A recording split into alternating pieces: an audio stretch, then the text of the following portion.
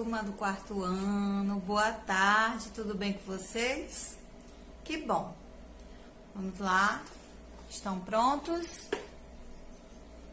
Bom, as plantas são capazes de produzir seu próprio alimento, por isso elas são classificadas como seres produtores.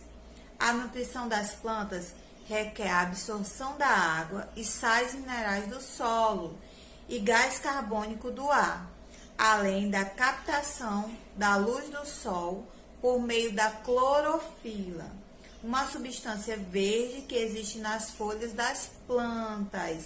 Se vocês observarem nas plantinhas da casa de vocês, vocês vão ver umas marquinhas na cor verde, né? No qual é chamado de clorofila, desculpe, tá? A água e os sais minerais são retirados pela raiz das plantas do solo. Esses elementos formam a seiva bruta, que é transportada até as folhas por condutos internos existentes nas plantas. Quando a seiva bruta, o gás carbônico e a luz solar chegam às folhas, inicia-se o processo conhecido como fotossíntese. Então, a nutrição das plantas. As plantas, elas são seres pluricelulares, ou seja, elas têm várias células e elas conseguem produzir seu próprio alimento através da fotossíntese. O que é essa fotossíntese? Como é que a fotossíntese acontece? Então, como as plantas elas absorvem seu próprio alimento, elas produzem seu próprio alimento, tá? Tem um gás chamado de gás carbônico, que é um gás muito importante, que é um gás que nós mesmos respiramos, tá? A luz solar e o gás carbônico, elas se unem, e nessa união, nessa junção delas, né? A plantinha, ela produz a glicose, que é um tipo de açúcar, tá? Então, eu vou explicar melhor para vocês como é que funciona, tá? Essa fotossíntese. Lá na raiz, a água, ela absorve toda a planta, tá? Todas as folhas da planta. Quando ela faz essa absorção de água, o que acontece? Ela vai desde a raiz até as folhas, tá? E nessas folhas é o principal lugar onde acontece a fotossíntese, certo? Depois disso, o gás carbônico, ele entra pelas folhas. Em seguida, a luz do sol, ela fornece a energia necessária para que essa plantinha, essa folha, planta, ela possa absorver, tá? Esse açúcar, que é chamado de glicose. E essa glicose, ela é produzida para que as plantas, elas consigam sobreviver, que é o alimento delas que elas precisam para essa sobrevivência, tá bom?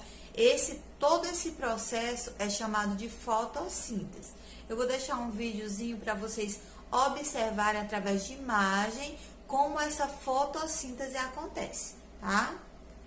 Fotossíntese.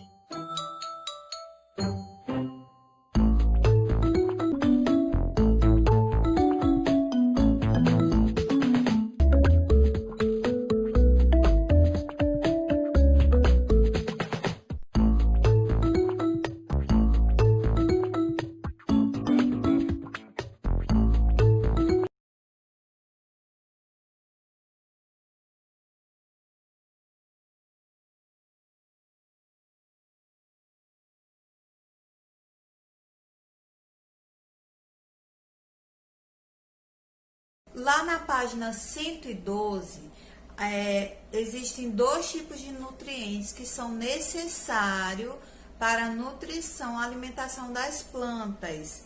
São classificados como os minerais macronutrientes e os micronutrientes, tá? Os macronutrientes são elementos básicos necessários em maior volume das plantas. Quando um vegetal utiliza um nutriente em grande quantidade, esse nutriente é considerado macronutriente. Então, em grande quantidade, um grande número de nutrientes, como por exemplo, o carbono, o oxigênio, o hidrogênio, que são retirados do ar, tá? Da água, o nitrogênio também, o fósforo, o potássio, todos são considerados macronutrientes, porque são necessários, tá? Para a nutrição das plantas. Micronutrientes são utilizados em pequenas quantidades pelos vegetais. Um exemplo, boro, cloro, o manganês, entre outros. Todos esses nutrientes são necessários para que as plantinhas elas possam sobreviver e elas possam se adaptar em determinados lugares, tá? Os lugares onde elas vivem. E aí, lá na página 112, nós vamos falar um pouquinho das plantas, tá? De tipos diferentes de plantas e os locais onde elas costumam sobreviver e se adaptar. Por exemplo, nós temos as plantas epífitas. Essas plantas, elas são encontradas em locais com formações vegetais, como densas, por isso se instalam em cima uma das outras, para receber melhor ou com mais intensidade a luz solar. Então, essas plantas epífitas, elas vivem uma em cima da outra. Eu posso dar exemplo aqui de plantas epífitas como tipos de plantas epífitas são as samambaias e as orquídeas, que são plantinhas que vivem uma em cima da outra, tá? Lá na página 113, nós temos as plantas aquáticas. Requerem adaptações especiais para viverem submersas em água. Consomem o gás oxigênio dissolvido na água para sua respiração e liberam através do processo de fotossíntese cerca de 70 a 90% do oxigênio contido na atmosfera. Então, aqui no Brasil, nós temos tipos de plantas aquáticas, a planta chamada de sônia, tá? Ela é nativa brasileira e ela costuma sobreviver em brejos aqui no Brasil, tá? As plantas que vivem em lugares muito secos desenvolvem estrutura especial para diminuir a perda da água.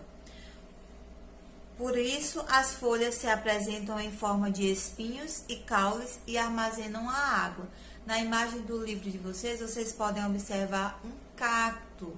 Então, o cacto, ele sobrevive em lugares muito secos e ele produz a sua própria água, tá? Através do caule, eles armazenam a sua água.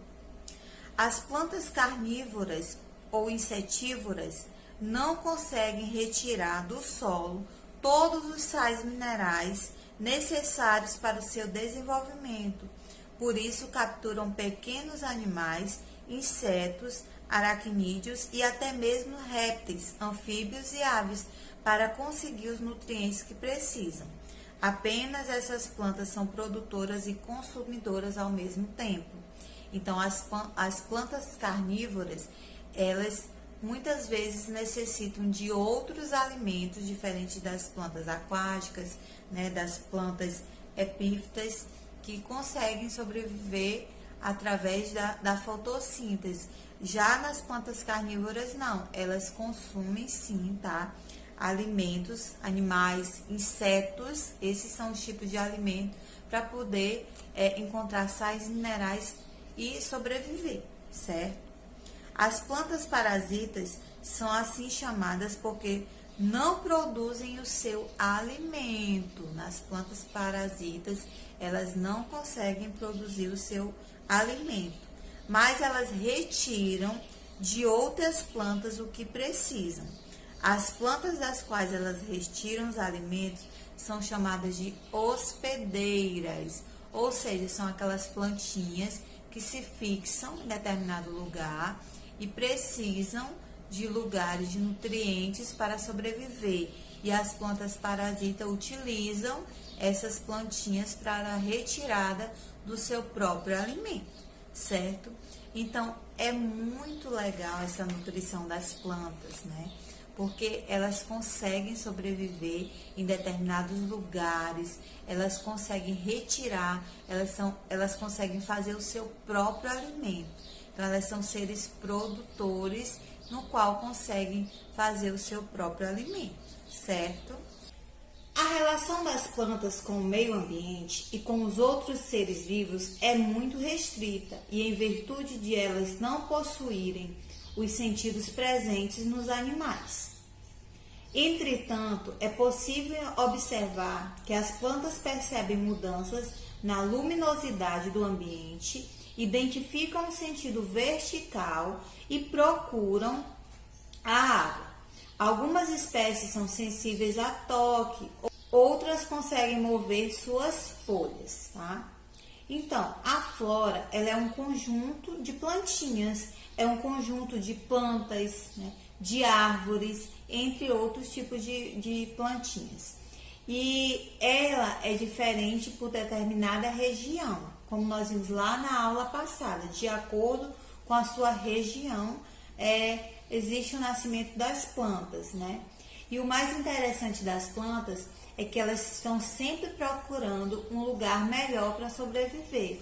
Nós sabemos que de acordo com a sua espécie, elas vão se adaptando e procurando um lugar melhor para sobreviver.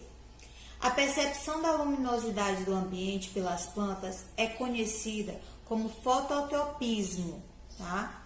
Por causa dele, é possível observar que as plantas seguem a luminosidade. Basta analisar como uma planta cresce num ambiente com apenas fonte de luz. Ela se vira buscando o local onde a luz penetra no ambiente. Além disso, a maioria das plantas expande suas folhas e flores durante o dia por causa da luz solar e contrai essas partes durante a noite. Outro exemplo interessante é a espécie de girassol, que segue o sol, daí a razão do seu nome.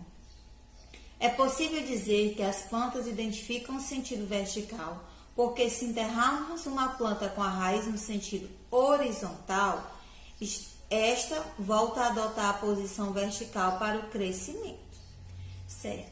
Então, fototropismo nada mais é do que a inclinação das plantas, é a forma que elas se inclinam, a forma que elas procuram a melhor posição, tá?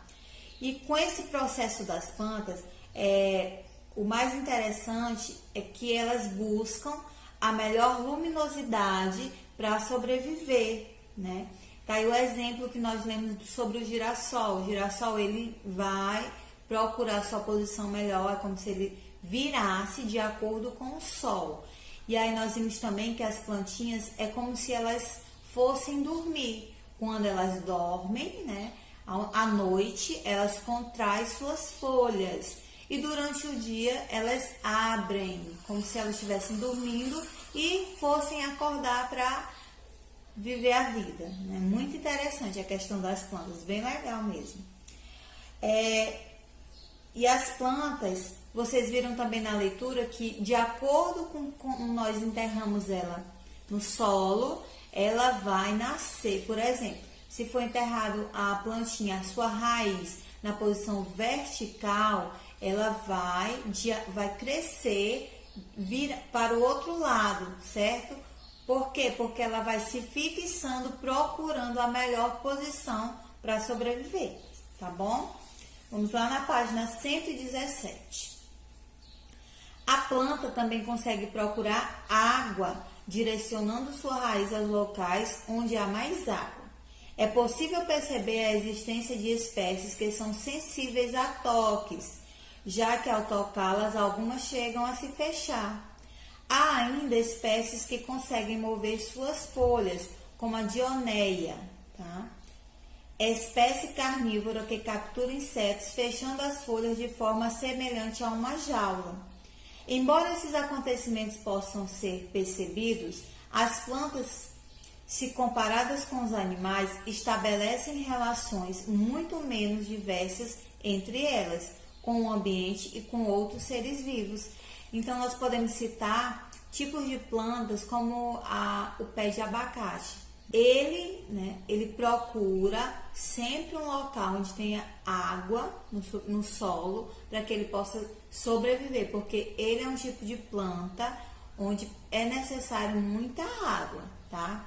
E aí nós podemos também ter o exemplo de plantinhas que ao tocá-las, elas automaticamente elas se fecham, né? Elas se contraem.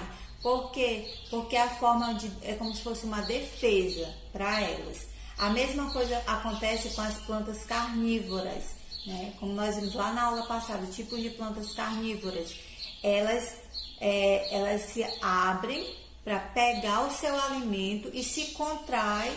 As plantas e os animais. Os animais e as plantas têm uma inter-relação de dependência, na qual um depende do outro para sobreviver. Algumas plantas servem de alimentos para os animais e os animais, por sua vez, polinizam as plantas. Junto com o vento e a água, alguns animais são polinizadores. São eles que levam o pólen. Nós vimos lá na aula passada a questão do pólen, né? Que o pólen ele é um agente de fecundação, tá? Da plantinha. Ele leva o pólen para o gineceu da outra planta, que é a parte feminina da plantinha. Daí acontece o quê? Acontece a fecundação, né? E o fruto ele vai aparecer dessas plantinhas, certo? Lá na página 118 tem as plantas e o ser humano. As plantas e o ser humano. A maioria das plantas é muito útil para o homem. Elas são recursos naturais nas quais nós, humanos e os animais herbívoros dependem em várias situações. Por isso é muito importante utilizá-las da maneira adequada, tá? Vamos lá no quadro que tem aí na página do livro de vocês, para que vocês possam compreender melhor qual é essa forma adequada de se utilizar as plantinhas. Porque muitas vezes no nosso dia a dia, né, nós nem nos damos conta dessas situações e qual é a nossa necessidade diante delas. Por exemplo, na nossa alimentação, na alimentação do ser humano, os produtos como frutas, verduras, legumes e cereais. Então, as plantinhas, elas fazem parte do nosso dia a dia dessa forma, na nossa alimentação. Lá na indústria, como é que as plantinhas elas podem ser utilizadas? Com perfumes, né? Muitos perfumes são feitos através das plantas, bebidas, sucos, chás, látex, móveis, shampoos, entre outras coisas. Então, é uma variedade, né, de coisas que nós podemos usar. Na questão do medicamento também, né, as plantinhas nós podemos usá-la como remédios e como chás medicinais. Também temos o artesanato. Lá no artesanato nós podemos usar as plantinhas nos jarros, com as bijuterias, fazendo os brincos, né? Esculturas, tipos de redes também podemos usar, chapéu, cesto. Então são vários objetos, vários produtos que podem ser feitos, né, utilizados com diversas plantas. Já a natureza fornece grande variedade de alimentos para a nossa sobrevivência, mas existe um grupo de plantas nocivas ao ser humano. Embora sejam ornamentais e muito apreciadas em casas, praças e jardins apresentam caráter tóxico. Todas aquelas que, quando ingeridas pelo animal ou pelo homem, causam danos e prejudicam a saúde ou a vitalidade, ou ainda a degeneração física ou mental, são classificadas como tóxicas.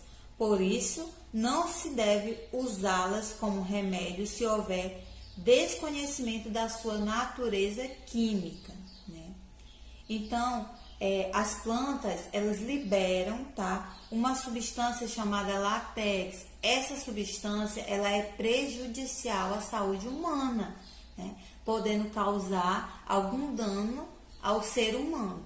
Então, todas as vezes que um ser humano, ele vai com uma plantinha no seu cultivo, né, no seu local, ele deve muito bem utilizar as luvas, né, uma máscara, para que ele possa se proteger. E lavar também bem as mãos, porque esse látex, ele pode vir ocasionar alguma doença, fazer algum tipo de mal ao ser humano, tá? Outro ponto aí também, nessa questão do tóxico, né, que vocês já sabem que nós vimos lá na aula anterior sobre alimentos tóxicos, né? Produtos tóxicos que nos fazem mal. Tem plantinhas que elas têm caráter tóxico, então elas não podem de forma nenhuma ser ingeridas. Então, temos que sempre estar prestando atenção, vocês que às vezes gostam de ver uma plantinha, né?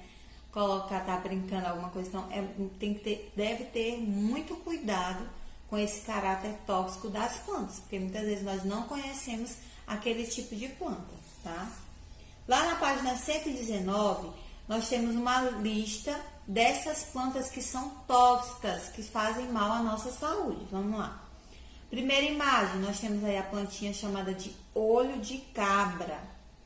Também temos a saia branca, a ortiga, que é muito conhecida, né?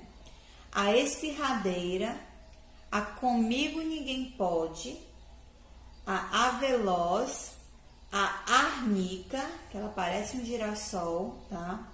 Tem também a mamona, que ela é muito utilizada aí nos shampoos, em cremes, em produtos capilares. Temos também a arruta, né? Que existem pessoas que usam ela para fins medicinais, certo? Então, essas plantinhas aqui, elas são plantinhas de caráter tóxico, por isso devemos ter muito cuidado. Lá na página 120, nós vamos falar sobre as plantas em extinção. Muitas plantas se encontram em extinção. Por esse motivo, existem reservas florestais que impedem a ação danosa do homem. A devastação das matas é considerada uma das causas de seu desequilíbrio ecológico. Veja abaixo algumas espécies ameaçadas de extinção. Então, além dos animais, nós também possuímos plantas que elas podem entrar em extinção. Tá aí o exemplo do pau-brasil, né? Que ele foi muito utilizado, mas ele pode ser ameaçado à extinção. Outra imagem, o sorriso de Maria, ela também é uma plantinha que ela está sendo ameaçada. A palmeira, é uma planta muito conhecida. O pinheiro do Paraná e o rabo de galo. Devemos respeitar e valorizar os ambientes nos quais encontramos espécies de planta, favorecendo o equilíbrio ecológico e garantindo a sobrevivência dos seres vivos. Então, é isso que nós devemos fazer. As plantas, elas são fundamentais na nossa vida, na vida dos seres vivos, na vida daqueles animais, né? Então, por isso, nós devemos preservá-las, certo?